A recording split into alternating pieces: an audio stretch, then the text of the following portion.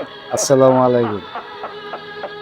রাজধানী পল্লবী এলাকার রামিসা নামের একটা মেয়েরে প্রাইভেটে পাঠাইছিল।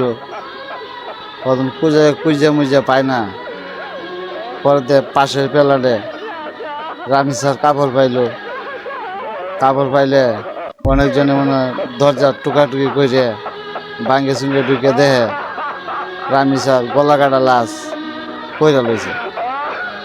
তো রামিসার বাপে ওটা শুই না, মানে কোনো বিচার চায় না। বিচার চায় না একটাই কারণ, জানে যে দর্শনকারী শিশু হত্যার বিচার বাংলার মাটিতে হয় না। তো তার জন্যই দেশবাসীর একটা কথাই বলবো, তারে আপনারা তাই না দে, তারে সরাসরি পাবলিকের হাতে আনে, আইনা এর দইরা শাহবাগে ঝুলাইয়া উল্টাবাই ঝুলাইয়া পাবলিকে মারতে মারতে এরে মৃত্যুবরণ করার, সেটাই বাংলার মানুষ চাই। কিন্তু আপনার আওতায় নিলে কোনো কাম হবে না। কিছুদিন পরেই দেখছেন যে ওরে সাইজা দিবে।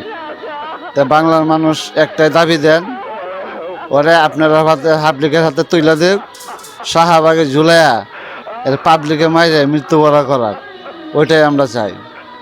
এ হচ্ছে আর বিকল্প কোনো চাওয়ার নাই। ওরে পাবলিকে মাইরে, আর নাইলে বাংলাদেশের দর্শন, গলা কাটা, শিশু হত্যা কোনো দিনই বন্ধ হবে না।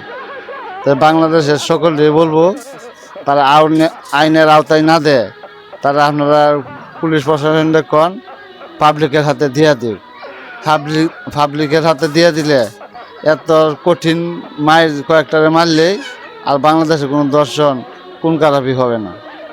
আসসালামু আলাইকুম।